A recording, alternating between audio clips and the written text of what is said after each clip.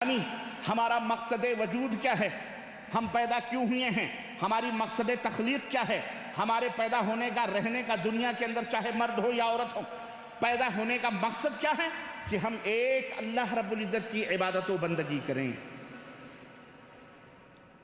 اب آپ سوچیں کہ اس کی اہمیت کا اندازہ اس بات سے لگائیں کہ اللہ تبارک و تعالیٰ نے انسانوں کو اور جناتوں کو صرف اپنی عبادت اور بندگی کے لیے پیدا فرمایا۔ ایک دوسری آیت کریمہ آپ سورہ بقرہ کے اندر آپ دیکھیے، اللہ رب العزت فرمایا وَإِلَٰهُكُمْ إِلَٰهٌ وَاحِدٌ، اے دنیا کے لوگوں تمہارا معبود صرف ایک ہی معبود ہے۔ تمہارا معبود جس کی عبادت کی جائے گی، جس کو پکارا جائے گا، جو مشکل کشا ہوگا، جو حاجت روا ہوگا، جو سینوں کے بھیدوں کو جاننے والا ہوگا، جو علام الغیب و شہادہ ہوگا، جو دکھ اور درد کو دور کرنے والا ہوگا، جو نفع اور نقصان کا مالک ہوگا، الہکم الہ واحد، وہ صرف ایک ہے۔ وہ صرف کون ہے؟ صرف ایک ہے، صرف طرح طرح وہی ایک ہے۔ کون ہے وہ؟ لا الہ، جس کے سوا کوئی معبود برحق نہیں ہے، الا هو الرحمن الرحیم، الا هو الرحمن الرحیم، وہی رحمان ہے، وہی رحیم ہے، جو بسم اللہ الرحمن الرحیم،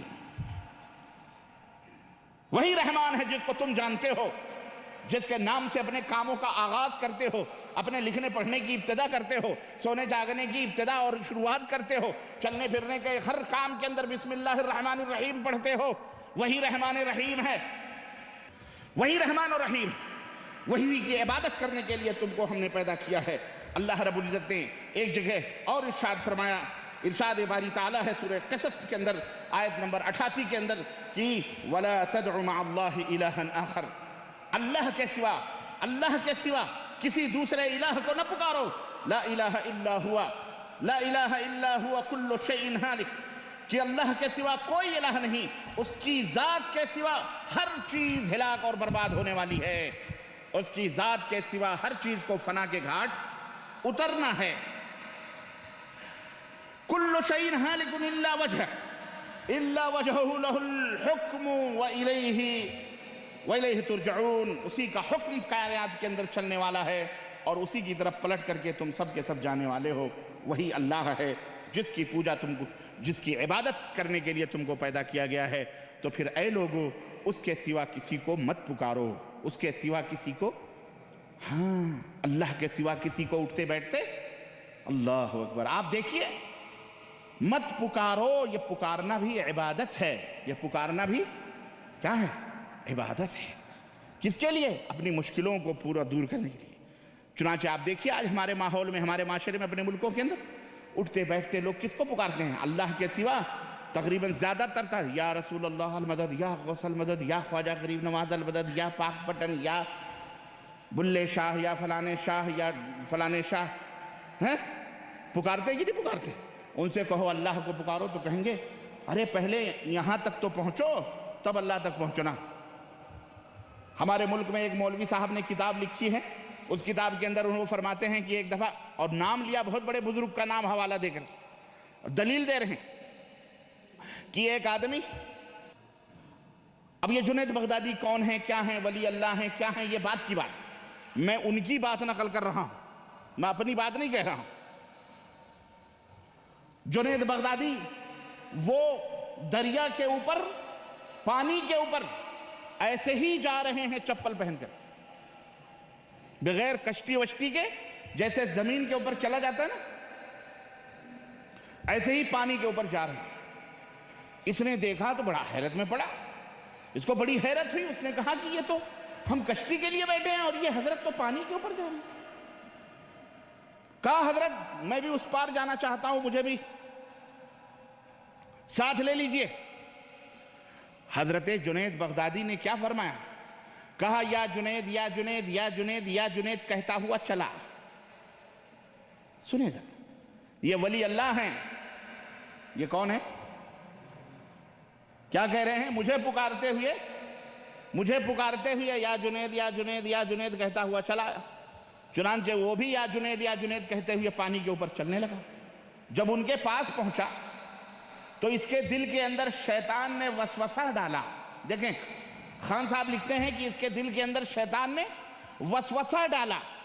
وسوسہ کیا ڈالا؟ شیطان نے وسوسہ، نعوذ باللہ، یہ شیطانی وسوسہ ہے کیا؟ کہ خود تو یا اللہ پکار رہے ہیں اور مجھے اپنا نام پکارنے کی دعوت دے رہے ہیں، یہ کون سی بات ہوئی؟ جیسے ہی یہ خیال آیا ویسے ہی یہ خیال آتے ہی یہ بندہ ڈوبنے لگا۔ کہا حضور میں تو گیا۔ کہا بیوقوف، حضرت نے نکالا، کہا حضور یہ کیا بات ہوئی کہ آپ تو یا اللہ کہہ رہے ہیں اور مجھے یا جنید کہلوا رہے ہیں، یہ کون سی بات ہوئی؟ انہوں نے کہا ابھی تو جنید ہی تک نہیں پہنچا تو اللہ تک کیسے پہنچ سکتا ہے؟ تو سب سے پہلے بزرگوں تک پہنچو تب اللہ تک پہنچو۔ تو بھیا 36 کروڑ پوجنے والے ابھی تک بیچارے پہنچ رہے ہیں، آپ سے بھی 36 نہیں پتہ نہیں 72 کروڑ پوجوائے جا رہے ہیں، گلی گلی نگر سب ولی اللہ کے مزار درگاہ کیا کیا بنے ہوئے ہیں۔ اب آپ پوجتے رہیے، ان کو پکارتے رہیے، زندگی گزر جائے گی، اللہ تک پہنچ پائیں گے کہ نہیں پہنچ پائیں گے یہ اللہ ہے۔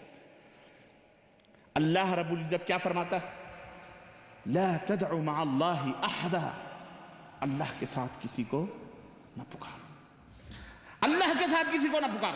ایک جگہ اللہ رب العزت فرماتا ہے لا الہ الا هو یحیی ویمیت ربکم رب آبائکم الاولین۔ تمہارا معبود کون ہے؟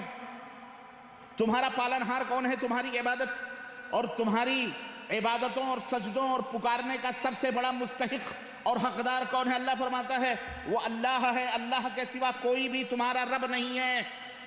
تمہارا مشکل کشا، تمہیں روزی دینے والا، تمہیں نفع پہنچانے والا، صحت دینے والا، تندرستی دینے والا، بیٹا دینے والا، بیٹی دینے والا، اس رب کے سوا وہ رب کون ہے جو تمہارا بھی پالنے والا ہے؟ وہ رب آبائکم، اور تمہارے باپ داداؤں کا بھی وہی پالنہار ہے اور وہی مشکل کشا اور وہی حاجت روا ہے جو تم سے پہلے گزر چکے ہیں۔ اللہ رب العزت نے اسی لیے ارشاد فرمایا میرے عزیزو کہ یہ رب بتا رہا ہے کہ میں ہی عبادت کا مستحق ہوں، اس لیے مجھے ہی پکارو، اور یہ سب سے بڑی توحید ہے۔ الدعاء هو العبادہ، پکارنا ہی سب سے بڑی عبادت ہے، پکارنا ہی سب سے بڑی۔ یہ نہ سوچو کسی کو پکارنا، اور کسی کو پکارنے کا مطلب کوئی یہاں یہ نہ سمجھ لے کہ پھر تو ہم اپنے بیٹے سے کہتے ہیں بیٹا ادھر آ جاؤ، ابا یہاں آ جاؤ، بھیا وہاں چلے جاؤ، بیگم ذرا میری بات سنو، ادھر آؤ ایک گلاس، یہ بھی تو پکارنا ہے، تو یہ بھی شرک باللہ ہے۔ نہ، اس طرح دھوکہ نہ دیں کسی کو، اس طرح دھوکہ نہ دیں۔ آپ اپنی بیگم کو مشکل کشا سمجھ کے پکار رہے ہو؟ بولو، اپنی اولاد کو آپ حاجت روا سمجھ کے پکار رہے ہو؟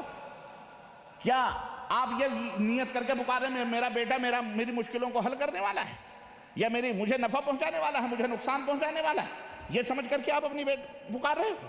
ہرگز نہیں، بلکہ آپ کا بیٹا ہے، اور ایسے پکارنے کی دلیل چونکہ اللہ نے رسول نے دی ہے ہم کو، اللہ کے نبی نے بھی۔ لیکن آپ کوئی بات بتائیں کہ اللہ کے رسول صلی اللہ علیہ وسلم نے کبھی حضرت ابراہیم کو بھی پکارا ہو، حضرت اسماعیل کو مدد کے لیے پکارا، یا حضرت ابراہیم نے حضرت آدم کو جو سب سے بڑے باپ ہیں، سب کے باپ ہیں، اپنے باپ کو مدد کے لیے پکارا ہو؟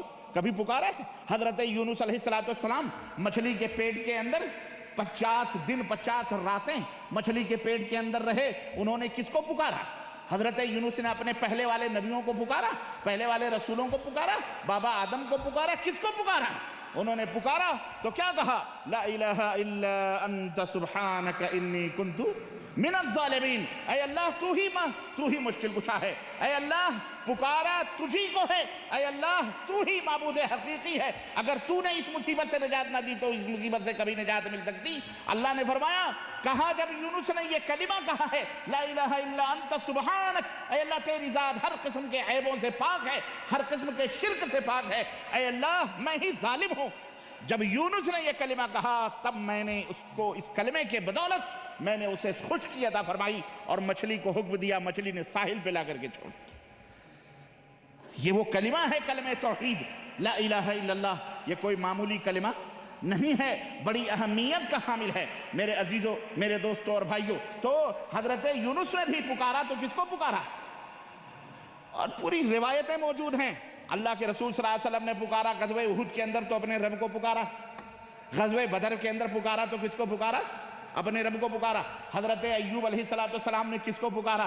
اللہ کو پکارا، حضرت یونس نے اللہ کو پکارا، حضرت نوح علیہ السلام نے اللہ کو پکارا، جتنے بھی انبیاء آ رہے ہیں سب کس کو پکار رہے ہیں؟ کوئی ایک دوسرے کو نہیں پکار رہا، بعض کو اپنا مشکل کشا حاجت روا نہیں سمجھ رہا، نہ ایک کوئی بھی دلیل بتا دو کہ کسی نے کسی کو اللہ کے سوا پکارا ہو۔ اگر پکارا ہے کسی نے اللہ کے سوا کسی کو تو ابو جہل نے پکارا ہے، اللہ کے سوا کسی نے پکارا ہے تو ابو لہب نے پکارا ہے، اگر اللہ کے سوا کسی نے کسی کو پکارا ہے تو عتبہ نے پکارا ہے، شیبہ نے پکارا ہے، کفار نے پکارا ہے، مشرکین نے پکارا ہے، دوزخیوں نے پکارا ہے، جہنمیوں نے پکارا ہے، اور اللہ کے ساتھ بغاوت کرنے والے ظالموں نے پکارا ہے۔ لیکن کسی مومن نے، کسی نبی نے، کسی رسول نے، کسی ولی نے، کسی صالح نے ہرگز اللہ کے سوا نہ کسی کو پکارا ہے، نہ کسی کو پکارنے کا اس نے اللہ کے سوا حکم دیا ہے۔ اور اگر اللہ کے سوا کوئی کسی کو دوسرے کو پکارنے کا حکم دے رہا ہے، چاہے وہ خود کے پکارنے کا حکم دے یا کسی غیر کو پکارنے کا حکم دے، تو رب کعبہ کی قسم ہے، اللہ کے اس گھر میں قسم کھا کے یہ بات کہہ سکتا ہوں کہ سنو وہ کبھی مومن ہو سکتا، ارے ولی ہونا تو بڑی دور کی بات رہی، وہ مسلمان بھی نہیں ہو سکتا ہے، وہ کافر و مشرک ہو سکتا ہے، کیونکہ اللہ کے سوا کسی کو پکارنا یہ کیا ہے؟ ہاں، یہ ہے۔ ایک مولوی صاحب ہمارے یہاں نام لیتے ہیں تو بڑی تکلیف ہوتی ہے ان کو، وہ کہتے ہیں، سنو دلیل دیتے ہیں، دلیل کیا دیتے ہیں؟ کہتے ہیں کہ میں یہ شکوک بھی آپ کو بتلاتا چل رہا ہوں، کیوں؟ تاکہ شیطان پیچھے سے آپ کو شکوک میں نہ مبتلا کرے۔ ارے معراج ربانی نے تو آپ کو سمجھا دیا کہ اللہ کے سوا کسی کو نہ پکارو ورنہ شرک ہو جائے گا۔ تو مولوی صاحب دلیل دے رہے ہیں ہمارے ملک کے، کہہ رہے ہیں میاں جب تم چھوٹے سے بچے تھے ماں کے پیچھے پیچھے چلتے تھے، اماں اماں، ابا ابا، اماں اماں پکارتے تھے کہ نہیں پکارتے تھے؟ ابا ابا پکارتے کہ نہیں پکارتے تھے؟ بھیا بھیا پکارتے تھے نہیں پکارتے تھے؟ تو تم جب بچپن میں شرک کرتے تھے تو وہ پکارنا شرک نہ ہوا؟ آج جب بڑے ہو گئے اماں کو چھوڑ کر، ابا کو چھوڑ کر اولیاء کو پکار رہے ہیں، تو پھر یہ شرک کیسے ہو سکتا ہے؟ کیا تمہارے ماں باپ اولیاء سے بڑے ہو سکتے ہیں؟ اولیاء کا مقام بڑا ہے، رسولوں کا مقام بڑا ہے، اور ان کی عظمت بڑی ہے۔ اس لیے جب ماں باپ کو پکارنا شرک نہیں ہے تو اولیاء اور انبیاء کو پکارنا شرک کیسے ہو سکتا ہے؟ پڑھیے درود پاک، اللہم صلی علی سیدنا مولانا، اور نعرے رسالت لگتی ہے اس کے اوپر۔ ہم نے کہا واہ، دلیل دے رہے۔ میری بات سمجھ میں آ رہی ہے یارو کہ نہیں آ رہی؟ دلیل کیا ہے؟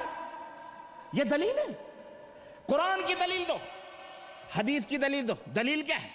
ہم نے کہا اچھا یہ مولوی صاحب نے یہ دلیل دی ہے بچپن کی، تو ان سے کہو کہ مولوی صاحب بھرے مجلس میں چڈی شریف اتار کے گھوما بھی کرتے تھے کہ نہیں کرتے تھے؟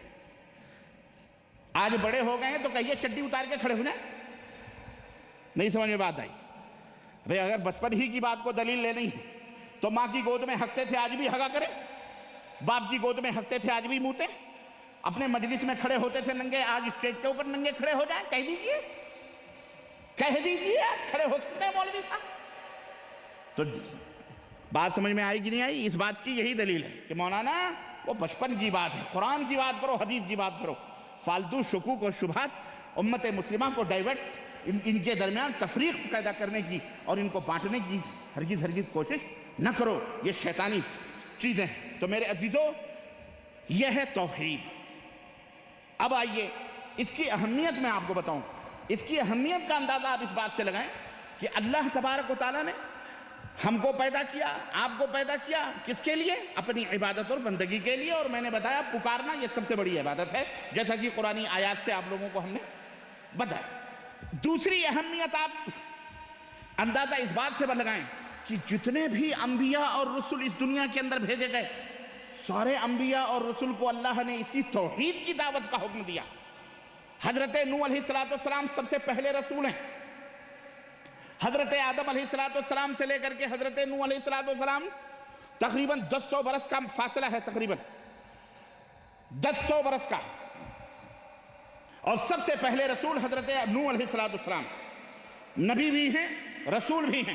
اللہ تبارک و تعالیٰ نے انہیں دونوں رتبہ عطا فرمایا، اور اس دنیا کے اندر جب شرک قائم ہوا سب سے پہلے تو حضرت نوح علیہ السلام کی قوم میں ہوا، تو اللہ تعالیٰ نے حضرت نوح علیہ السلام کو توحید کا پیغام دینے کے لیے اس کائنات میں مبعوث فرمایا۔ ارشاد باری تعالیٰ ہے، اللہ رب العزت نے فرمایا لَقَدْ أَرْسَلْنَا نُوحًا إِلَىٰ قَوْمِهِ فقال يا قوم اعبدوا الله ما لكم من إله غيره إني أخاف عليكم عذاب يوم عظيم. کہ ہم نے نوح کو ان کی قوم کے پاس بھیجا اور کس دعوت دینے کے لیے نوح کو ان کی قوم کے پاس بھیجا. نوح علیہ السلام نے اپنی قوم سے کیا کہا؟ اے برادران قوم، اے میرے قومی بھائیو سنو، اللہ تعالیٰ کی بندگی کرو، اس کے سوا اور کسی کی بندگی نہ کرو. تمہیں کیا ہو گیا ہے؟ تمہیں کیا ہو گیا ہے کہ اللہ کو چھوڑ کر تم غیروں کی پرستش کرتے ہو؟ حضرت ہود علیہ السلام، اللہ تبارک و تعالیٰ نے انہیں اپنی قوم کی طرف بھیجا. حضرت ہود کے بارے میں اللہ نے فرمایا وَإِلَىٰ عَادٍ أَخَاهُمْ هُودًا قَالَ يَا قَوْمِ اعْبُدُوا اللَّهَ مَا لَكُم مِّنْ إِلَٰهٍ غَيْرُهُ. حضرت ہود بھی اپنی قوم کے پاس آ رہے ہیں اور کہتے ہیں میری قوم کے لوگوں تمہیں کیا ہو گیا ہے؟ اللہ کے سوا تم دوسروں کو کیوں پکارتے ہو؟ دوسروں کی کیوں عبادت اور بندگی کرتے ہو؟ حضرت صالح علیہ السلام کے بارے میں اللہ تبارک و تعالیٰ نے ارشاد فرمایا وَإِلَىٰ ثَمُودَ أَخَاهُمْ صَالِحًا قَالَ يَا قَوْمِ اعْبُدُوا اللَّهَ مَا لَكُم مِّنْ إِلَٰهٍ غَيْرُهُ. ہم نے سمود کے پاس ان کے بھائی صالح کو بھیجا. انہوں نے کہا اے میری قوم کے لوگوں، اللہ تمہیں کیا ہو گیا ہے کہ تم اللہ کے سوا غیروں کی پرستش اور پوجا کرتے ہو؟ تو پتہ چلا حضرت نوح بھی پیغام لا رہے ہیں توحید کا، حضرت ہود بھی پیغام لا رہے ہیں توحید کا، حضرت صالح بھی پیغام لا رہے ہیں توحید کا. اور اللہ تبارک و تعالیٰ قرآن میں فرما رہا ہے کہ ہم نے ان سب کو اسی توحید کے پیغام کے لیے بھیجا. حضرت شعیب علیہ السلام ہیں، یہ بھی نبی ہیں. اللہ تبارک و تعالیٰ نے انہیں بھی بھیجا اور کہا اِلَىٰ مَدْيَنَ أَخَاهُمْ شُعَيْبًا قَالَ يَا قَوْمِ اعْبُدُوا اللَّهَ مَا لَكُم مِّنْ إِلَٰهٍ غَيْرُهُ. ہم نے شعیب کو ان کی قوم کے پاس نبی بنا کر کے بھیجا. شعیب نے اپنی قوم سے کہا اے میری قوم کے لوگوں، اے میرے بھائیو، تمہیں کیا ہو گیا ہے؟